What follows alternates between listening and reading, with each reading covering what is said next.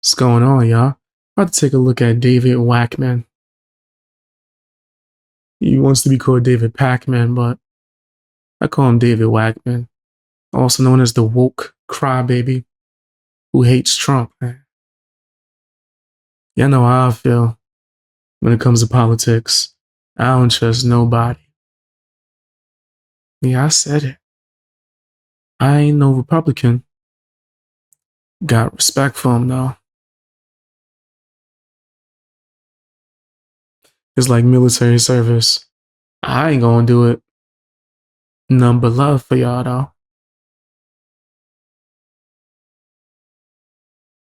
Thanks for holding it down. Yeah, I ain't getting into political nastiness. I just call things for how I see it. But let's see what David Pakman crybaby self got to say. Here's my prediction. Wow. I'm David Pakman. Donald Trump did something really weird.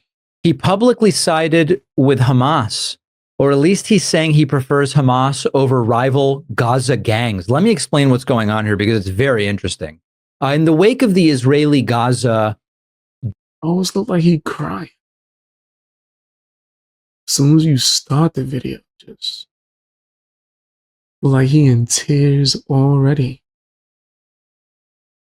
Like you could, dude. Out the gate.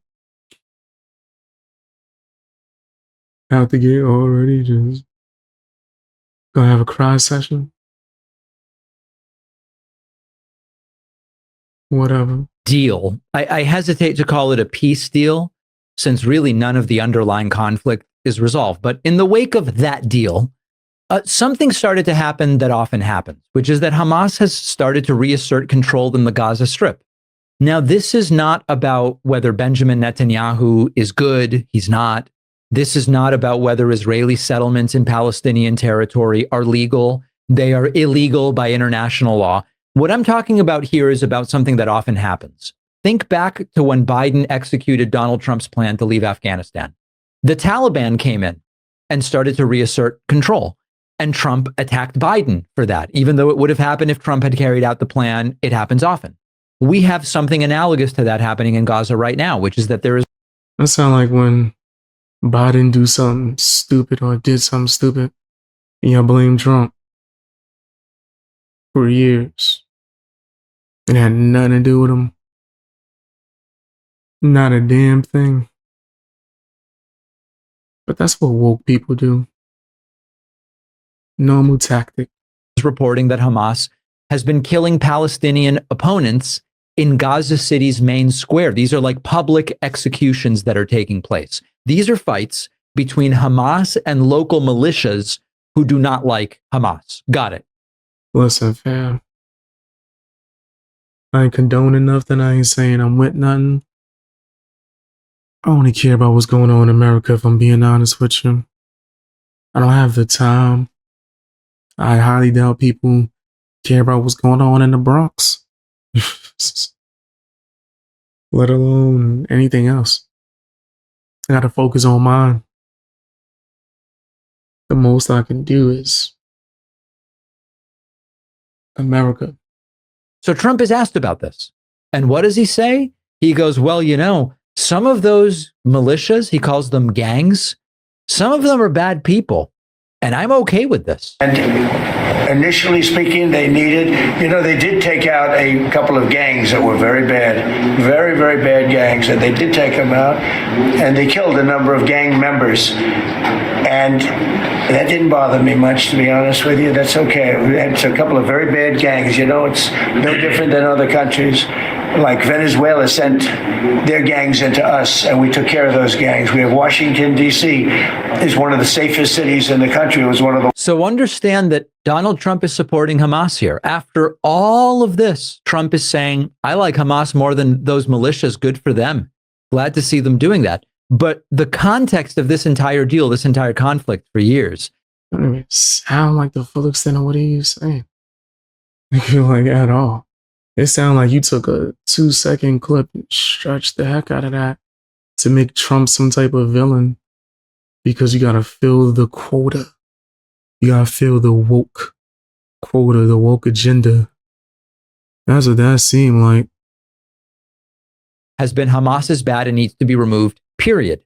Hamas being in control, reasserting control, would indicate a failure in resolving the problems that Trump identified in that region. Trump's whole play has been, or has become now, if a group does something useful for me, I'll praise them, even if what that is killing people in public.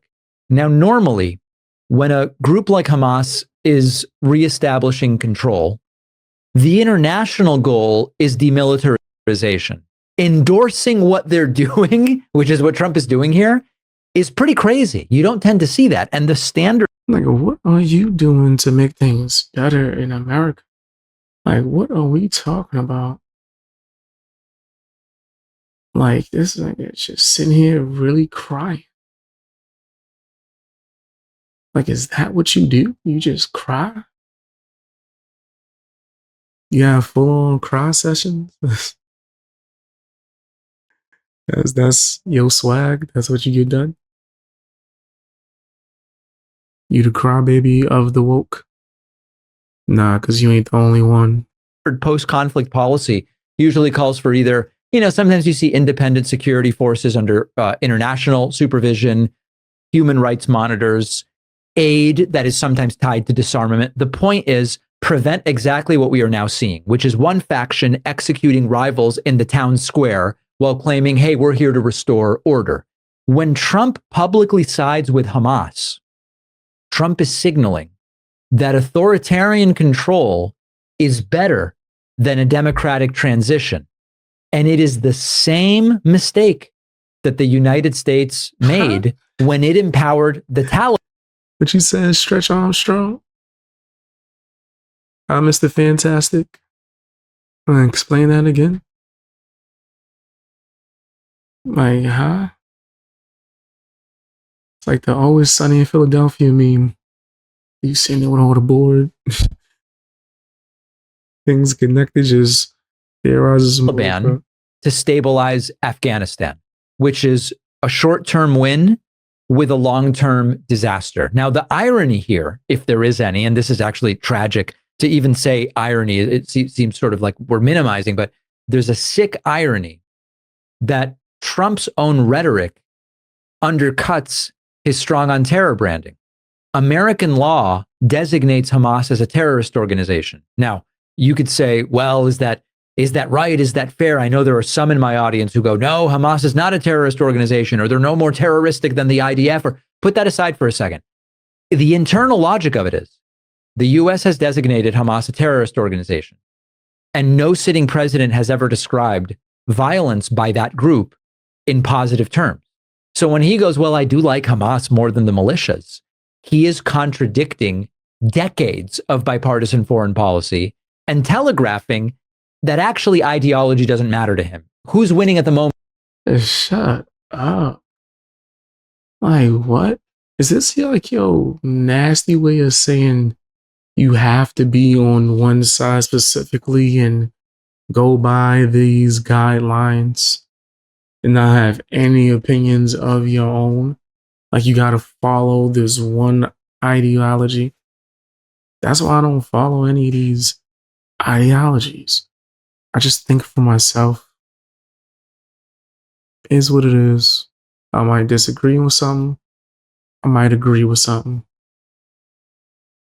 But I'm never going to be on, well, you're this, so you have to think this. Like, no. Just sounds crazy to me. And is that useful to him? And so, not that Trump's credibility on this conflict couldn't be lower, just like Netanyahu's credibility on the conflict couldn't be lower. But Trump said, your credibility is supposed to be high? I don't think that's the case. I like what Hamas is doing with public killings with no due process is not something I had. Okay. All right. Yeah, I can't listen to him cry no more. Don't want to hear him cry no more. That's a woke loser right there. Anyway, tell me what your opinion is down in the comment section. What? I mean, I don't care. Tell me what you think down in the comment section. Hit the like button, share the video as well.